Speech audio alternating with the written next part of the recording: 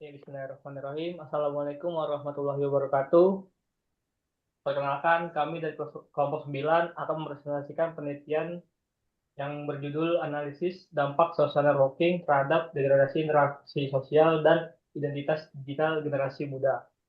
Penelitian ini dilakukan untuk mengetahui bagaimana media sosial mempengaruhi kehidupan generasi muda, baik dari sisi positif maupun negatif, khususnya terhadap interaksi sosial dan pembentukan identitas digital. Sebelum masuk pembahasan, alangkah baiknya kita memperkenalkan diri dulu. Perkenalkan, nama saya Aryandi Ahmad dengan NIM 225081126.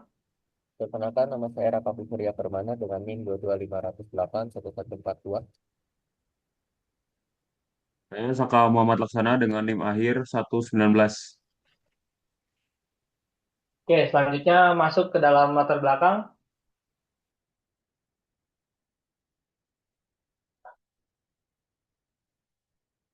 Di era digital saat ini, media sosial telah menjadi bagian dari kehidupan sehari-hari generasi muda. Platform seperti Instagram, TikTok, WhatsApp digunakan hampir setiap hari untuk berkomunikasi, mencari informasi, serta hingga hiburan.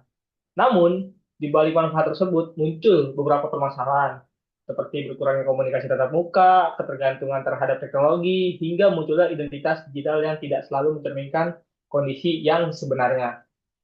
Penelitian ini diharapkan untuk menganalisis dampak pengguna social networking terhadap generasi muda. Selanjutnya, sebelum masuk, di sini ada statistik. Kita dapat melihat bahwa Indonesia memiliki lebih dari 221 juta pengguna internet dan sekitar 139 juta pengguna aktif di media sosial. Data ini menunjukkan bahwa media sosial memiliki pengaruh yang sangat besar terhadap kehidupan masyarakat, terutama di generasi muda sebagai pengguna terbesar teknologi digital ini. Next, penelitian ini menggunakan studi literatur dengan mengkaji beberapa jurnal ilmiah relevan. Data yang diperoleh kemudian dianalisis secara deskriptif untuk melihat dampak pengguna media sosial terhadap interaksi sosial dan identitas digital. Selain itu juga kita melakukan analisis SWOT, identifikasi faktor strategisnya. Seperti kekuatan, strength, kelemahan, weakness, peluang, opportunities, dan ancaman threat dari pengguna media sosial di kalangan generasi muda di Indonesia. Next. Selanjutnya, apa itu social networking? Ialah layanan berbasis internet yang memungkinkan pengguna membuat profil, berkomunikasi, berbagi informasi, dan membangun hubungan sosial secara digital. Saat ini, platform yang ada yang sering digunakan itu seperti Instagram, TikTok, WhatsApp, Facebook, dan X, atau bisa dibilang Twitter. Next.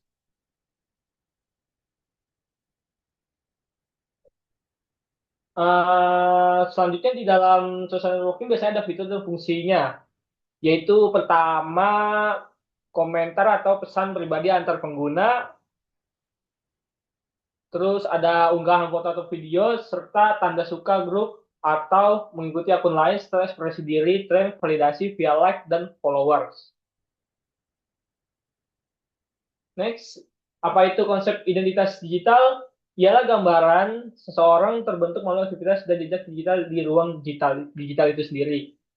Contohnya adalah foto profil, unggahan komentar, jumlah pengikut, hingga jejak digital yang ditinggalkan. Seperti bisa dilihat postingan-postingan apabila orang sering memposting tentang hal-hal yang berbau seperti alam, mungkin dia menyukai alam.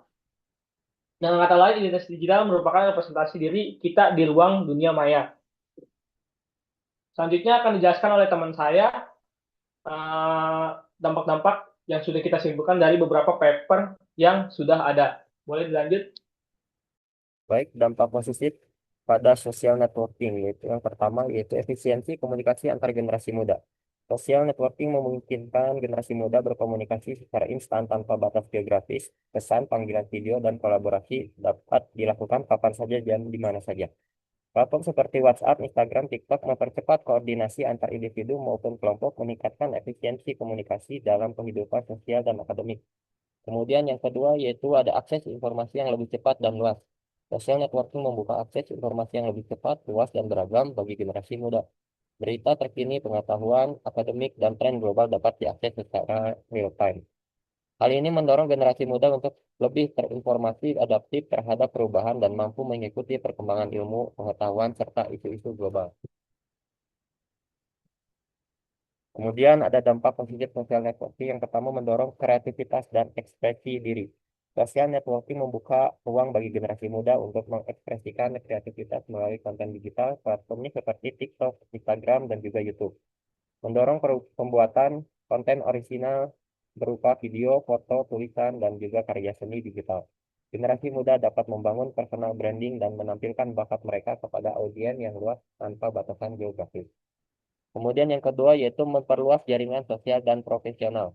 Social networking memungkinkan generasi muda memperluas jaringan pertemanan, komunitas, dan relasi profesional secara signifikan. Melalui platform seperti LinkedIn, Facebook, Instagram, pengguna dapat terhubung secara individu melalui komunitas dan institusi dari berbagai daerah dan latar belakang. Jaringan yang kuat ini membuka peluang kolaborasi, perkembangan karir, dan pertukaran pengetahuan yang bermanfaat. Kemudian ada juga dampak negatifnya, degradasi interaksi sosial. Yang pertama, penurunan kualitas komunikasi tatap muka. Pengguna media sosial yang berlebihan menyebabkan generasi muda lebih memilih berkomunikasi secara virtual, sehingga kemampuan komunikasi langsung dan empati interpersonal semakin menurun. Kemudian juga yang kedua, yaitu meningkatkannya ketergantungan teknologi dalam berinteraksi. Generasi muda semakin bergantung pada platform digital untuk bersosialisasi, mengurangi interaksi organik, dan memperlemah ikatan sosial di kehidupan nyata.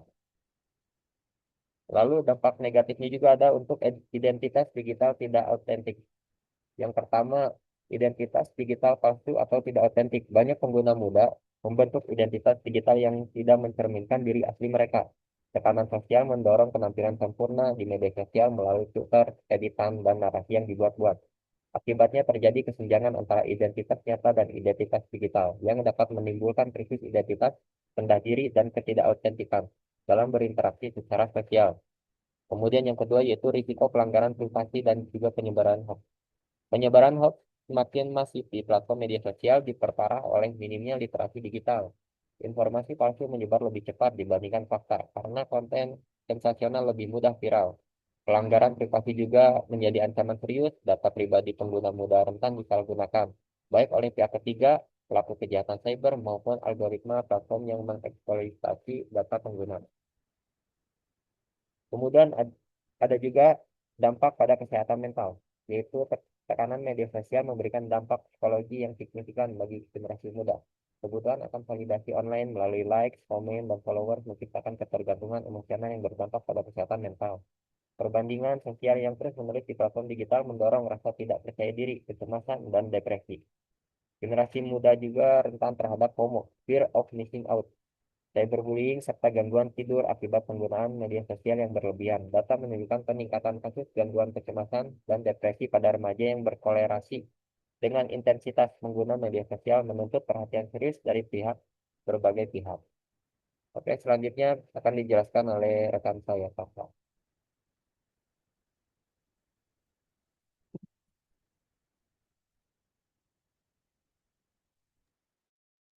Baik, selanjutnya ada analisis SWOT, kekuatan dan peluang. Kekuatan, strength, akses informasi yang cepat dan luas bagi generasi muda melalui platform media sosial, mendorong kreativitas dalam pembuatan konten digital dan ekspresi diri secara bebas. Efisiensi komunikasi antar individu tanpa batas geografis dan waktu, memperluas jaringan sosial dan profesional secara signifikan. Lalu ada peluang atau opportunities, pengembangan literasi digital sebagai fondasi penggunaan media sosial yang bijak dan bertanggung jawab. Inovasi teknologi membuka peluang baru dalam pendidikan, bisnis, dan kolaborasi digital.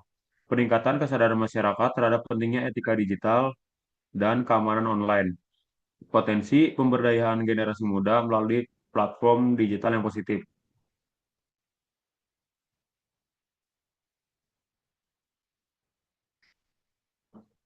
Lalu ada kelemahan atau weakness, degradasi interaksi sosial secara langsung akibat meningkatnya ketergantungan pada komunikasi digital. Ketergantungan teknologi yang berlebihan dalam berinteraksi mengurangi kemampuan komunikasi tatap muka dan empati sosial generasi muda. Ancaman atau threat. Penyebaran hoax dan disinformasi yang masif di platform media sosial mengancam kualitas informasi dan kepercayaan publik. Pelanggaran privasi pengguna serta gangguan kesehatan mental seperti kecemasan, depresi, dan FOMO akibat tekanan media sosial. Selanjutnya, solusinya yaitu ada literasi digital. Pendidikan literasi digital merupakan kunci utama dalam mengatasi dampak negatif social networking terhadap generasi muda. Dengan membekali individu kemampuan memahami, mengevaluasi, dan menggunakan informasi digital secara bijak, kita dapat membangun generasi yang lebih sadar dan bertanggung jawab.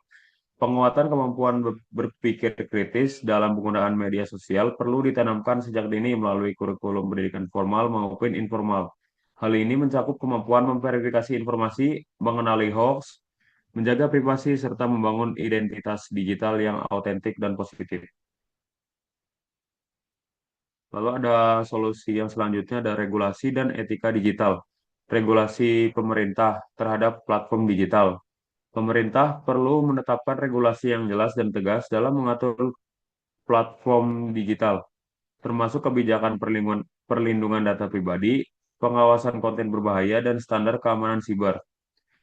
Lalu yang kedua ada penanaman etika digital untuk pengguna muda. Etika digital harus ditanamkan sejak dini melalui kurikulum pendidikan formal maupun informal, mencakup nilai-nilai seperti menghormati privasi, bertanggung jawab dalam berbagi informasi, dan bersikap kritis terhadap konten. Baik, selanjutnya.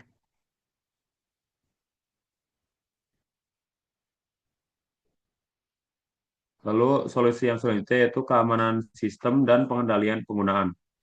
Yang pertama ada pengembangan keamanan sistem media sosial melalui enkripsi data, autentikasi dua faktor, dan kebijakan privasi yang ketat untuk melindungi identitas digital generasi muda dari ancaman siber dan penyalahgunaan data.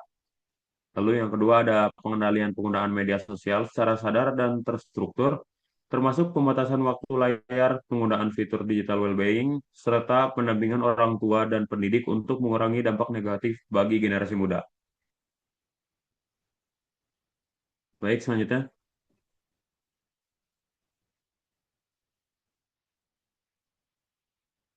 Lalu ada kesimpulan yaitu social networking memberikan pengaruh yang signifikan terhadap interaksi sosial dan identitas digital generasi muda. Media sosial memberikan berbagai manfaat seperti kemudahan komunikasi, akses informasi, peningkatan kreativitas, dan perluasan jaringan sosial. Namun, penggunaan yang berlebihan juga dapat menimbulkan dampak negatif berupa degradasi interaksi sosial, ketergantungan teknologi, gangguan kesehatan mental, pelanggaran privasi, serta pembentukan identitas digital yang tidak autentik. Oleh karena itu, diperlukan literasi digital, etika digital, dan penggunaan media sosial yang bijak agar manfaatnya dapat dioptimalkan dan resikonya dapat diminimalkan. Yaitu ada yang pertama ada lalu ada saran yang pertama yaitu ada meningkatkan literasi digital dan kesadaran terhadap etika digital. Lalu mengatur durasi penggunaan media sosial agar tidak menimbulkan ketergantungan, lalu mengutamakan interaksi sosial secara langsung untuk menjaga kualitas hubungan sosial. Selanjutnya ada meningkatkan perlindungan privasi dan keamanan data pribadi di ruang digital. Yang terakhir ada mendorong peran aktif orang tua, pendidik, dan pemerintah dalam edukasi penggunaan media sosial yang sehat dan bertanggung jawab. Oke, terima kasih kepada teman-teman sudah menjelaskan metode penelitian kita. Uh, Lebih kurangnya mohon maaf. Wabillahi taufiq wal hidayah. Wassalamualaikum warahmatullahi wabarakatuh.